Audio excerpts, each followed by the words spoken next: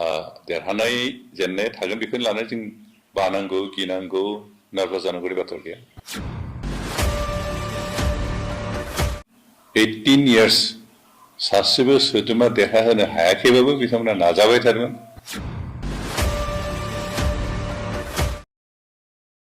64 नं अदालगुरि कन्स्टिट्युएन्सिनि एमएलए गबिन्द चन्द्र बसुमतारी सारा जानो गोनां फैबाय थानाय आसाम विधानसभा एमएलए इलेक्शनाव बिजाथि गसंनाय नंलिया खुद गावनो मिडियानि गेजेरजों क्लियार स्पष्ट भाबै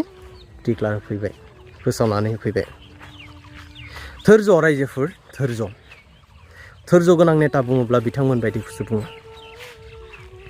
मानव गेदेर गबिन्द चन्द्र बसुमतारी मोन बायदिखौसो सासे धोर्ज जयगता गोनां नेता होननानै बुङो दिनै बिनि जायगायाव सोरबा गुबुन दैदेनगिरिया जाथोंमोनसं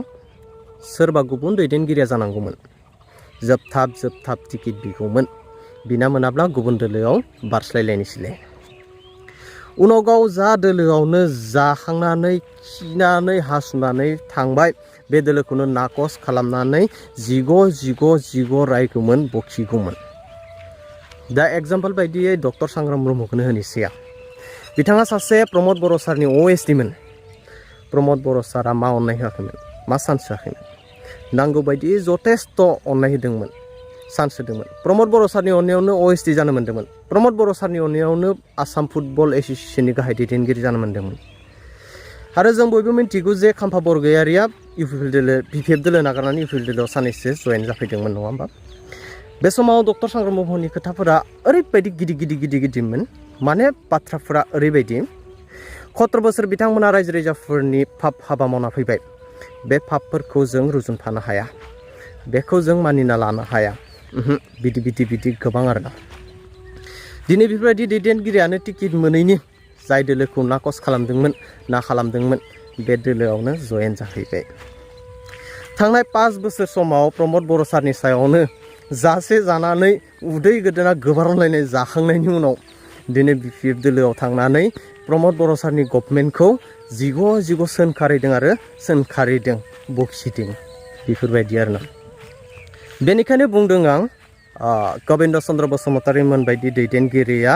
सासे धोर्ज जयगता गोनां नेता होननानै नोंथांमोना भिडिअखौ जोबजासिम नायलां 35 लाख जि रायजो राजा बिथांमोनखौ आं खुलुमबाय आरो बे उदालगुरि समस्तिनि एसेम्बलि समस्तिनि जेसेबां भटार्सफोर दं बिथांमोनखौ आं दिनै साबायखर होदों जे थांनाय 2020 मायथाइनि एप्रिलाव जि बिसायख'थि जादोंमोन बेहाय नोंथांमोना आंखौ सापर्ट खालामनानै देरहाहोनानै बे ओनसोलनि जौगानो थाखाय खामानि मावनो जि सुबिदा होदों बेनि थाखाय साबायखर बावो थांनाय बोसोरबा समाव सासे निर्बाचित प्रतिनिधि हिसाबै सायख'जानाय सुद्रोमा हिसाबै रायजो राजाफ्रा जिखिनि खामानि आसा खालामदोंमोन लुगैदोंमोन बेखौ मावफुंजोबनो हादोंना हायाखै आं बुंसोला रायजोफ्रा हिसाब होसिगोन आं सानदों जे जिखिनि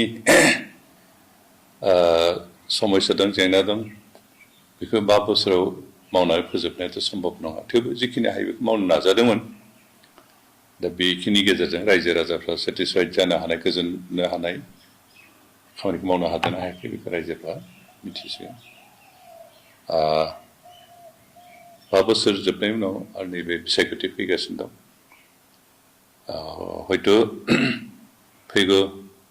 15 मार्च खालि कड अफ कन्डाक्ट डिक्लेरेसन जानो हागौ आरो डिक्लेरेसन जानायनि हयथ' मास मोनसेनि उनाव दाहालागै डेट फिक्स जायाखै खिन्थु जों ओरैनो अनुमान खालामदों बैसागुनि एसे सिगाङावनो बिसायख'थिया जानो हागौ दा बे बिसायख'थियाव उपजुक्त बिजाथि आरो उपजुक्त पार्टिनो भट होनो थाखाय आं बड'लेण्ड ओनसोलनि साफ्रोमबो रायजो राजाफोरखौ खावलायदों जोंहा बड'लेण्ड ओनसोलाव गोबां जेंना दं गामियारि ओनसोलनि रांखान्थि सोलोंथाइ लोगोसे देहा फाहामनाय बिथिंनि जिफोर जेंना बे जेंनाखौ बोस्रांनांगौनि खामानि दं जों बेफोरखौ जेसे हायो फोसाबनो नाजादों खिन्थु दा गोबां मावनो गोनां दं बेखौ जोंनि बिटिआर ओनसोलाव जिहेतु गासै मोन 22 सुबुंफोर दं हारिफोर दं बे हारिफोरा गासैहाबो निजा निजा जेंना दं बे जेंनाफोरखौ बोस्रांनायनि बाथ्रा दं आरो बेफोरखौ नोजोर होनानै जोंनि इउपिपिएलनि नेतृत्वजों जि थांनाय 5 बोसोर काउन्सिल सरकार दंमोन बे सरकार जेसेबां हायो बे हारिफोरनि जेंनाखौ बोस्रांनो नाजादों आरो स्पेसियेलि गासैबो हारिफोरनि जितु जौगाखांनायनि थाखाय हाबाफारि लादोंमोन आरो बे 5 बोसोर जों मावजोबनो हायाखै जिखिनि हायो बेखौ मावदों मावजोबनो हायाखै बेनिफ्राय फैगौ समनि दा आथिखालाव जि काउन्सिलाव गोदान सरकार दं बिथांमोना जाहाथे बे मोन 25 हारि हारिसाफोरनि जि जेंना बिथांखौ बे जेंनाफोरखौ जाहाथे बोस्रांनो खामानि मावो बेखौनो खावलायदों एबार आं रायजो राजाफोरखौ बेखौनो मिथिहोनो लुबैदों जे नैबे बिसायख'थियाव आं बाहागो लाले जिहेतु आं राजखान्थिनि बिथिङाव सिगाङावबो बिदि बिसायख'थि गेलेनो गोसो गैयामोन खिन्थु समस्यानि नारसिननायाव आरो समनि थिननायाव बेखौ गेलेदोंमोन रायजोफोरा आंनो मदद हेफाजाब होदोंमोन रायजो राजाफोरनि मदद हेफाजाब मोननानै देरहाखांनायनि उनाव जिखिनि दायित्व आं बेखिनिखौ मावनो जेसेबां हायो नाजादोंमोन किसु हाबाय किसु हायाखै हयथ' गोबां खामानि आद्रा थाबावबाय बेखौ मावफुंनो गोनां दं आं नैबे समाव बेखि यां जेनेरेसन उन जोलैफोरनो बे दायित्वखौ मावनो थाखाय आं लामा हगारना होबाय बेनिखायनो आं बेखौसो हास्थायदों जे यां सेक्सननिफ्राय दिनै ओंखारबोनांगौ राजखान्थिखौ दैदेननांगौ बिबान लाफैनांगौ आरो समाजखौ मोनसे गोदान सानस्रि गोदान लामाजों दैदेनलांनानै जौगाखांहोनाय खामानि मावनांगौ बेखौसो खावलायदों जोंहा गोबां बे इउपिपिएल पार्टिनि गोबां मावथिफ्रा थांनाय बिसायख'थियाव एसे मोजां रिजाल्ट मोनैखाय गोबां नार्भास जाना दं आं बेखौ बिथांमोनखौ खावलायदों जे पलिटिक्सआव जेननाय देरहानाय थाखायो जों धैर्य थानांगोन गावनि पार्टिनि प्रति मोनसे लयेल्टि थानांगोन गावनि पार्टिनि दैदेनगिरिफोरनि प्रति लयेल्टि थानांगोन आरो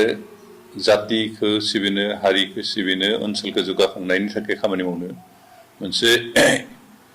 गोसो थानांगोन गोसो गुदुं थानांगोन आरो बेखिनिखौ लाखिनानै जों खामानि मावोबा नार्भास जानांगौनि जेबो बाथ्रा गैया बेनिखायनो पार्टि वार्कारफोरखौ खावलायदों जे एबार बिसायख'थिया जिहेतु जोंहा फैसिगोन आरो हयथ' सानसे साननैनि उनावनो केन्डिडेट बबे समस्थियाव सोर केन्डिडेट जागोन बिनि डिक्लेरेसनबो जासिगोन केन्डिडेटआ जायानो दाजाथों जे बिथांमोनखौ देरहाहोनो थाखाय जोंनि पार्टि बे इउपिपिएलनि साफ्रोमबो सोद्रोमाखौ खावलायदों जे जों गोसो गुदुङै गोसो गोथारै खामानिफोरखौ जाहाथे मावलांलायो देरहानाय जेननाय थागोन बेखौनो लानानै जों बानांगौ गिनांगौ नार्भास जानांगौनि बाथ्रा गैया आं मोनसे हिस्ट्रि फरायदोंमोन बेखौ शिबसेना जित पार्टि गायसनजानायनिफ्राय बिथाङा 18 years सासेबो सोद्रोमा देरहाहोनो हायाखैबाबो बिथांमोना नाजाबाय थादोंमोन आरो नाजायै नाजायै 18 yearsनि उनावबो खिन्थु बिथांमोना देरहाहोनाय सरकार दानो हानाय बेबायदि मोनसे परिबेख मोनदों आरो बेखिनि धैर्य आरो नांथाबनाय थानायखायसो बेखि शिबसेनानि फाउन्डार प्रेसिडेन्ट जोंहा बालासाहेब ठाकरे बिथांनि नाजानाय बिथांनि हास्थायनायाव बे पार्टिया 18 years जेनदोंबाबो कुनु दिन नार्भास जानानै थायाखै बिथांमोना जेनदों जनानै थायाखै नाजाबाय थादों आरो बे नाजानायनि फिथाइखौ बिथांमोना मोनदों दासिमबो बिथांमोना महाराष्ट्र सरकार दानायाव रल लायो आरो दिनै जों इउपिपिएलआबो बेखौनो खालामगोन जिहेतु बिजेपि आरो कंग्रेस बिथांमोना नेशनेल पार्टि आरो बे नेशनेल पार्टिफ्रा जोंबायदि फिसा फिसा जातिफोरनि जौगानायनि बाथ्राखौ बारा नोजोर होआ बेनिखायनो जोंनि ओनसोलनि फिसा फिसा जातिफोरनि फिसा फिसा ओनसोलनि जेंनाफोरखौ बोस्रांनो थाखाय जोंनो आन्चलिक दल रिजनेल पार्टि नांगौ आरो इउपिपिएलआ बिटिसि ओनसोलनि बा बिटिआर ओनसोलनि मोनसे